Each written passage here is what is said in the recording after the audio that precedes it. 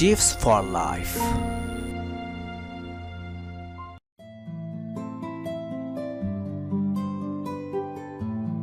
Following the close of the Second World War, the most destructive collection of years we've ever undergone as a species, humankind decided to bond their efforts in order to achieve one higher goal.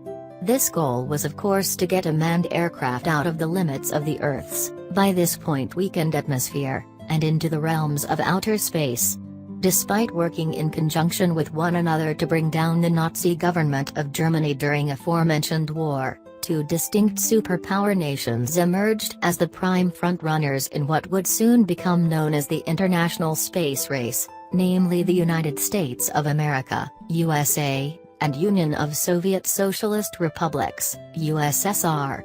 With the former a leading capitalist nation and the latter a communist state, it wasn't long before the space race extended far beyond the boundaries of healthy competition.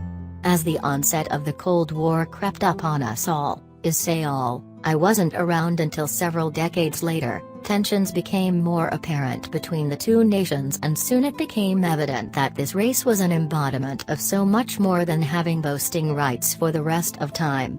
As the Cold War worsened, along with its now characteristic paranoid arms race, and as war raged in Asia, both the USA and the USSR continued unhindered with their efforts to reach space.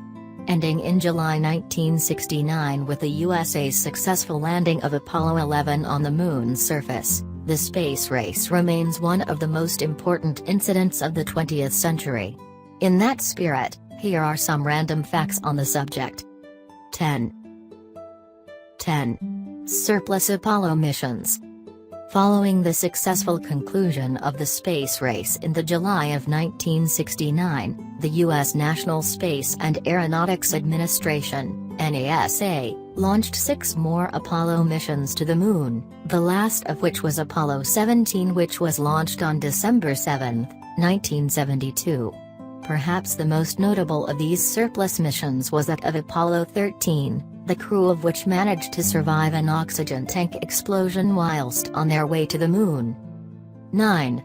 The ballpoint pen was invented during the space race. Perhaps not the most exciting fact I could muster on the topic, however interesting nonetheless. After scratching their heads for a number of months, as well as spending around $1 million, which back then was a lot more than it is now, on research, expert researchers at NASA came up with the prototype for the ballpoint pen intended to eliminate problems caused by zero-gravity conditions. Funnily enough, the Soviets had a similar problem, though came up with a much more cost-effective option using a pencil. 8. The Russians took an early lead. In October 1957, the Soviet space program took an early lead, and in many ways signaled the true beginning to the space race when they successfully launched the first artificial satellite, Sputnik I. This early incarnation of what would eventually become the technology upon which most modern communications are now built, was just 22.5 inches in diameter, weighing in at relatively modest 183 pounds. In terms of instruments, the Sputnik carried only a radio transmitter designed to transmit on the 15-meter shortwave band. 7. Sputnik III was the size of a moon. Maybe a little bit of an over-exaggeration in terms of literal speaking, however far from it if we consider the generational differences between Sputnik III and its aforementioned generational elder. Launched in the spring following the success of Sputnik I, Sputnik III was a much vaster mission, in terms of size, duration and ambition. Orbiting Earth an estimation 10,000 times over 682-day period, Sputnik III returned to its home planet in the April of 1960. Given the satellite's size for the time, sizing up and 5 times 11 feet and weighing in excess of a ton, Premier Khrushchev is said to have stated at the time, "America sleeps under a Soviet moon." I bet that did a lot to calm the escalating tension. 6. President Eisenhower was no warmonger. The USSR launched their first spacecraft, named Vostok, on May 15, 1960. Vostok's mission entailed a brief 4-day orbit of the Earth, followed swiftly by an unproblematic return to the planet's atmosphere via use of retrograde rockets. However, upon attempting to give the Vostok its much-needed nudge towards Earth, the retro rockets instead acted to thrust the spacecraft further out into space, and into a much higher orbit. As a result, the originally scheduled return date of the Vostok, September 1960, became far from accurate, with the craft instead returning some 5 years later in October 1965. Whilst the Soviets undoubtedly anticipated all manner of ridicule for such a faux pas, as I'm sure the misdirection of retrograde rockets is regarded amongst rocket scientists, Western observers instead congratulated the Soviets on their invention of this unique in-orbit move. 4. The Russians orbited the Sun first.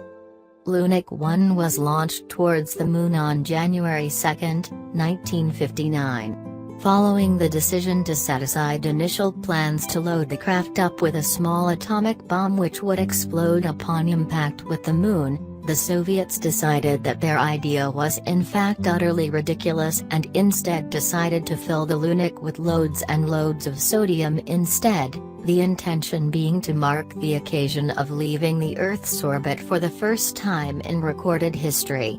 Whilst Lunik failed to get anywhere near the Moon, even by space terms, it missed by around 4,000 miles, it did become the first man-made craft to go into orbit around the Sun. Thank God they decided against the atom bomb idea, eh? 3. NASA was not alone. President Eisenhower enjoyed the opportunity of serving his 2 terms in the White House in not only the midst of the USA's post-World War II economic and industrial boom, but of the space race's beginnings. Ever the military mind, Eisenhower saw a huge amount of potential in the science that was going into getting mankind to the stars. Aside from the central, and far more publicized, NASA space program, Eisenhower also sponsored 2 separate programs of research. The first was spearheaded by the Air Force and was solely dedicated to exploring the possibilities of the militarization of space technology, whilst the second was a far more covert affair. Led by the CIA, the Air Force as well as an organization created especially for the purpose, named the National Reconnaissance Office, which remained a top-secret government agency until the end of the Cold War in the early 1990s. The operation was entitled Corona. Corona had one particular agenda: the use of satellites in the garnering of intelligence on the USSR and her allies. 2. Astronauts were almost called cosmonauts. The 2 terms act to significantly divide the 2 nations involved, as well as entirely symbolize the space race as a whole. Though fulfilling the same role in their respective programs, it is fairly common knowledge that those trained to man spacecraft under the USA space program are named astronauts, while those who fall under Russian jurisdiction are cosmonauts. This was almost not the case, however, as NASA's deputy administrator of the late 1950s/early 1960s Dr. Hugh Dryden wanted to name American crew members cosmonauts, his reason being that the prefix cosmo was more fitting as it referred to space, the cosmos, instead of just the stars, astro. Though he had an extremely intelligible point, he was outvoted by his peers. 1. The space race was a huge thing at the time. Though intergalactic travel still enthralls many people nowadays, at the time of the space race it was simply the most talked about thing in popular society. Coinciding with the advent of television, the race was symbolic of a new and exciting era for the United States of America. Astronauts were portrayed as pioneering heroes, which in many ways I suppose they were, and enjoyed superstar status amongst the optimistic populace.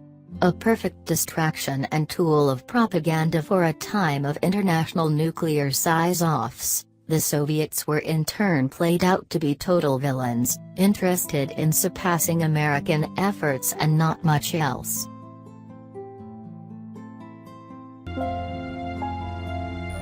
Tips for life.